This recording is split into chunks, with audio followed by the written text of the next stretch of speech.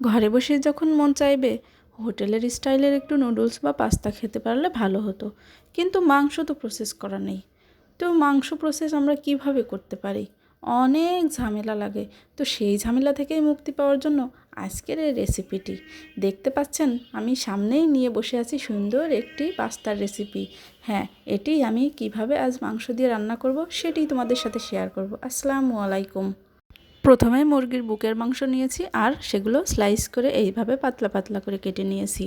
এখন এর ভিতরে দিয়ে দিব সামান্য পরিমাণ লবণ, আর দিয়ে দিব জিরার গুঁড়া, আর একটু সাদা গোলমরিচের গুঁড়া, আর শুকনো মরিচের গুঁড়া, আর দিব একটু সামান্য পরিমাণে লেবুর রস।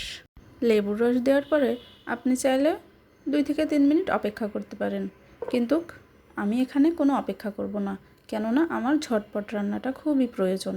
এখানে আমি চামচের সাহায্যে মিক্সড করে নিলাম। আর এখন আমি চলে যাব মূল রান্নাতে। কড়াইতে সামান্য পরিমাণ তেল দিয়ে দিয়েছি, আর আগে থেকেই কড়াইতে একটু তেল ছিল, সেই তেলের মধ্যেই দিয়েছি। আর এখন মাংসগুলো ঢেলে দিলাম, প্রসেস করা মাংসগুলো। এবার সুন্দর করে নেড়েচেড়ে এগুলো আরও ভালোভাবে ভেজে নিতে হবে কিছুক্ষণ সময় ধরে। ভাজতে ভাজতে যখন একদম এরকম লালচে লালচে হয়ে আসবে আর মাংসটা হালকা সাদা হয়ে আসবে, সেই সময়ে একটু টমেটো সস দিয়ে দিতে হবে। আর টমেটো সসটা দিয়েই আবার সুন্দর করে ভেজে নিতে হবে। এই তো আমার ভাজা শেষ। এখন আমি সামান্য পরিমাণে একটু এর ভিতরে পানি দিয়ে দিব। পানিটা একদমই সামান্য দিব, যেহেতু আমি লেবুর রস দিয়েছি, তাই আমার বেশি জাল করা লাগবে না। আর মাংসগুলোও খুব সুন্দর স্লাইস করে কাটা হয়ে গিয়েছে। এই তো মাংস রেডি, মাংসটা সেদ্ধ হয়ে গিয়েছে। এখন আমি নামিয়ে নিয়েছি এভাবে লাল লাল করে। আর এদিকে কিছুটা পাস্তা নিয়ে নিয়েছি, আর ফুটন্ত গরম পানিতে আমি পাস্তাগুলো সিদ্ধ করে নিব। তার আগে আমি লবণ দিয়ে দিয়েছি, আর এখন পাস্তাগুলো দিয়ে দিলাম। পাস্তাগুলো সর্বোচ্চ 5 থেকে 7 মিনিট আমি সিদ্ধ করে নিব। আর এদিকে আমি কিছুটা সবজি কেটে নিয়েছি। সবজি হিসেবে নিয়েছি টমেটো, গাজর, ক্যাপসিকাম। আর এখন আমার পাস্তাটা সিদ্ধ হয়ে গিয়েছে, আমি একটি ছাঁকনিতে করে তুলে নিচ্ছি। আর এটাকে অবশ্যই সুন্দর করে পানি ঝরিয়ে নিতে হবে। এখন চলে যাব মূল রান্নায়। প্যানে তেল দিয়ে দিয়েছি আগে থেকেই গরম করতে। দিয়ে দিব রসুনের কুচি, তারপরে দিয়ে দিব পেঁয়াজের কুচি।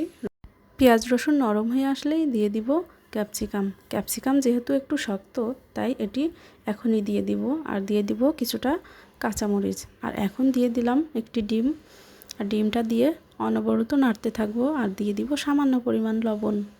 এখন সেই প্রসেস করা মাংসটা দিয়ে দিলাম।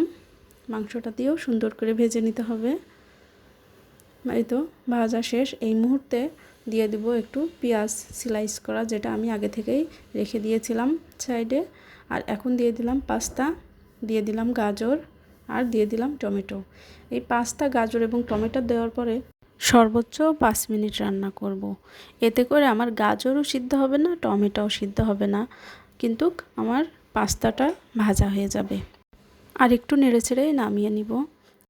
আমাদের পাস্তা রান্না শেষ। এখন আমি প্লেটে সার্ভ করে নিয়েছি। এইভাবে আপনারাও চাইলে বাসায় হোটেলের স্বাদে পাস্তা বা নুডলস রান্না করে খেতে পারেন। ভিডিওটি কেমন লাগলো অবশ্যই কমেন্ট করে জানাবেন। আল্লাহ হাফেজ।